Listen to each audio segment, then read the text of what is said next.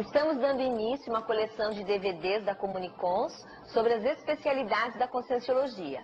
Neste primeiro volume, nós vamos estar discutindo a Invexologia. E para tanto, convidamos aqui 3 inversores que fazem parte da ASINVEX, Associação Internacional da Inversão Existencial. Nós temos aqui presentes o professor Felipe Couto, a professora Sirlene Couto e o professor Alexandre Nonato. Nós vamos começar então a nossa entrevista perguntando ao professor Felipe Couto o que vem a ser a Invexologia e nos conte um pouco a história dessa técnica da inversão existencial. Ok. Bom, o que vem a ser a Invex então? A Invex é uma técnica proposta pela Conscienciologia onde visa planejamento máximo da vida física de forma racional de todos os aspectos da vida humana para que se tenha uma maior qualificação, uma maior atuação atacadista da assistência. Ou seja, se eu enquanto jovem consigo planejar, organizar, pensar em todas as facetas, em todos os processos que eu vou ter, em todas as decisões que eu vou ter da minha vida, de forma a fazer uma convergência entre essas atuações, eu vou conseguir ter uma convergência para a assistência, eu vou conseguir ter uma efetividade maior na minha atuação. Ou seja, parte do princípio que essas decisões não precisam ser tomadas de formas, vamos dizer assim, irracionais, de modo, deixa a vida me levar. E então ela pode ser feita uma antecipação, um questionamento de quais as decisões, onde que eu vou, qual estratégia que eu vou ter, quais são as facetas, quais são as etapas que eu vou passar na minha vida, aquilo que é mais produtivo assistencialmente, de forma antecipada, de modo antecipado, antes de tomar essas decisões, porque a nossa sociedade em geral ela normalmente questiona as decisões que são tomadas depois. Depois de ter tomado a decisão, a pessoa para, o que eu fiz, onde é que eu vim parar, o que eu estou fazendo com isso, e a pessoa então tende a arcar com as consequências dessa decisão e muitas vezes ter que reorganizar a sua vida, a decisão, a etapa que foi passada. Então a Invex ela visa justamente antecipar essa fase, de modo a que este questionamento, este pensar sobre, ocorra antes, de modo então que a decisão, a estratégia possa ser tomada de modo convergente com fins assistenciais. Então é a convergência máxima de todos os aspectos da vida humana para um fim assistencial. Visa então justamente isso de modo antecipado, por isso que a gente coloca que se inicia antes dos 26 anos. Por quê? Em geral, antes dos 26 anos, a pessoa ainda não tem estratégias já definidas, ou decisões já definidas de modo, vamos dizer, enraizado, que seja difícil voltar atrás. Antes dos 26 anos, ela pode fazer esse planejamento prévio, antes. Então, a Invex vem a ser justamente essa técnica de antecipação do pensar sobre as decisões, de modo a ter uma atuação mais assistencial desde cedo, precocemente. Não prematuramente. Prematuro é algo que nasce, vamos dizer, antes de estar pronto antes de estar pronto. E precoce é aquela condição que é antecipado, mas de uma forma madura, de uma forma, vamos dizer, já bem constituído para se fazer um trabalho. Qual que é a história dessa técnica? Em 1946, o professor Valdo, que foi o propositor dessa técnica, a técnica da inversão existencial, começou a tentar expor a técnica da Invex, apresentar a técnica da Invex, mas nesta data, em 46, ele viu que não foi, vamos dizer, possível porque não tinha espaço, não tinha ambiente, não tinham pessoas ainda, ou um público grande que se interessasse em praticar essa técnica. Então, em 46, ele deixou de lado, atuou, praticou a técnica da Invex, experimentou. Em 46, ele tinha 14 anos, então já praticava a técnica da Invex, já aplicava a técnica da Invex. Então, em 91, veio a propor novamente, aí já com a fundação do IIPC, ou na época o IIP, Instituto Internacional de Projeciologia, que foi fundado em 88. Em 91, então, em Brasília, foi apresentado um curso apresentando a técnica da inversão existencial e da reciclagem existencial.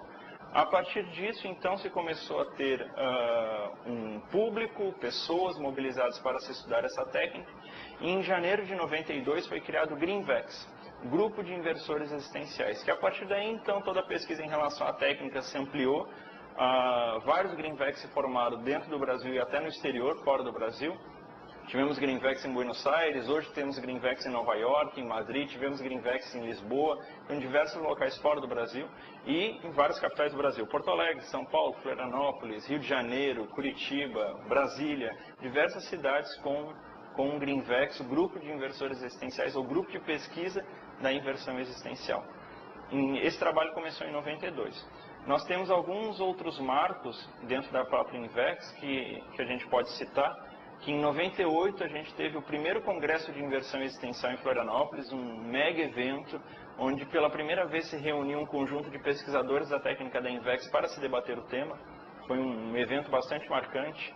Em 2003, em 99, no primeiro FIC em Barcelona, nós tivemos a proposta de se criar a Sinvex, ou no caso, na época era um departamento que fizesse o meio campo entre esses Greenvex, porque nós tínhamos grupos de pesquisa de inversão existencial em Porto Alegre, em São Paulo, fora do Brasil, mas não se tinha, ou era difícil ter esse meio campo, essa troca de figurinhas, essa troca de pesquisas. Então se propôs a Sinvex como um departamento dentro do IPC, na época que o Greenvex era um grupo de pesquisa do IPC, que fizesse justamente esse meio campo. Em 99 foi proposto e de 99 em diante a Sinvex começou a trabalhar dentro do IPC com os Greenvex. E nós tivemos uma outra data marcante, que foi em 2003, que teve a primeira semana da Invex, que foi um evento em Foz do Iguaçu, no CAEC, onde se reuniu mais de 100 pesquisadores novamente de inversão existencial. Depois de 98 foi novamente o primeiro evento que reuniu novamente bastante pesquisadores da inversão existencial. Em 2003 e em 2004, então, a Sinvex ela passou de departamento do IPC para uma instituição de pesquisa da inversão existencial, uma instituição conscienciocêntrica de pesquisa da inversão existencial. Perfeito.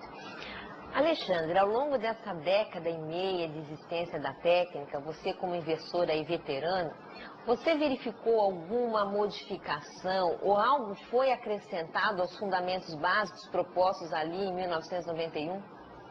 Olha, podemos dizer que ela foi aprimorada no estudo com relação às imaturidades e à profilaxia disso.